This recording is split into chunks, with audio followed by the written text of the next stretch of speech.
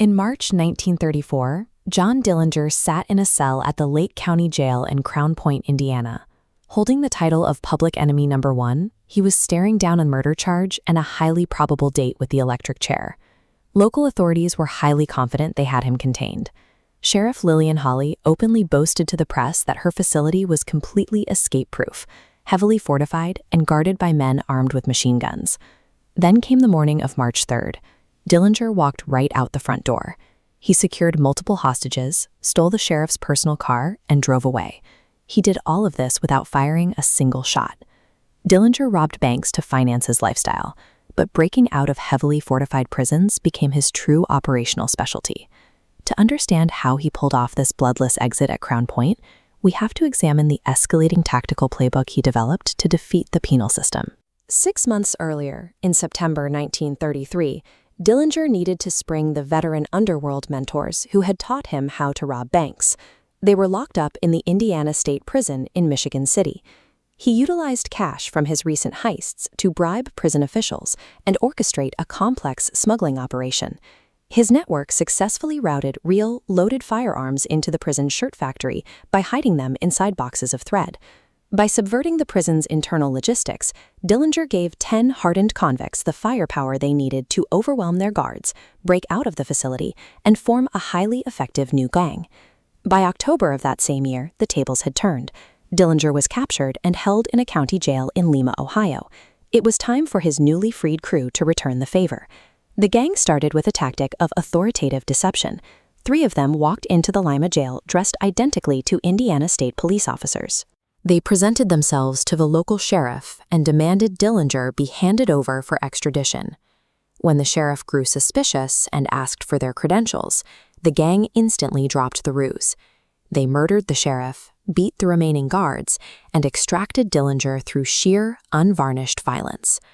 Brute force worked in Lima, but it generated a massive law enforcement response. Dead sheriffs bring heavy heat. For his next capture, Dillinger would have to rely on a significantly more sophisticated method, which brings us back to Crown Point in March 1934.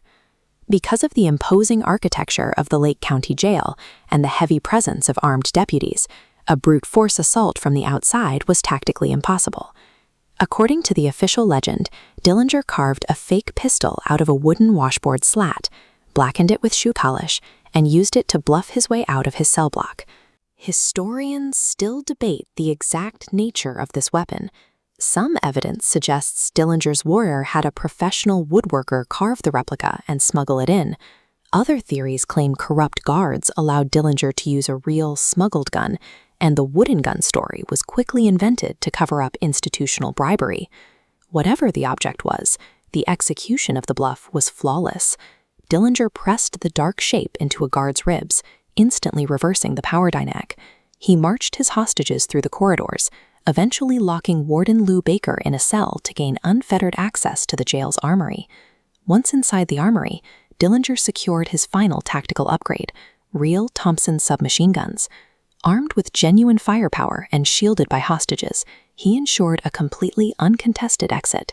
Whether that first weapon was carved wood or smuggled steel, Dillinger achieved maximum leverage without firing a single shot. He won through psychological dominance. The immediate aftermath of the Crown Point escape produced international headlines. Local Indiana law enforcement faced utter public humiliation. To clear the perimeter quickly, Dillinger needed a fast vehicle, so he stole Sheriff Hawley's personal Ford V8.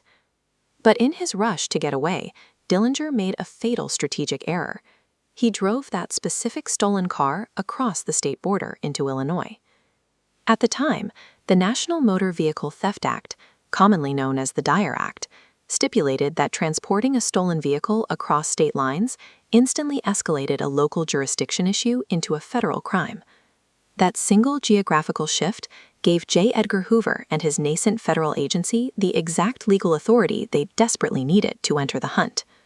The government unleashed an overwhelming nationwide federal manhunt, placing astronomical bounties on Dillinger's head and putting endless federal resources on his trail. Dillinger executed a brilliant, bloodless tactical escape at Crown Point. Yet, by stealing a car to do it, he directly provoked the massive federal response that ultimately culminated in his bloody demise on the pavement outside a Chicago movie theater.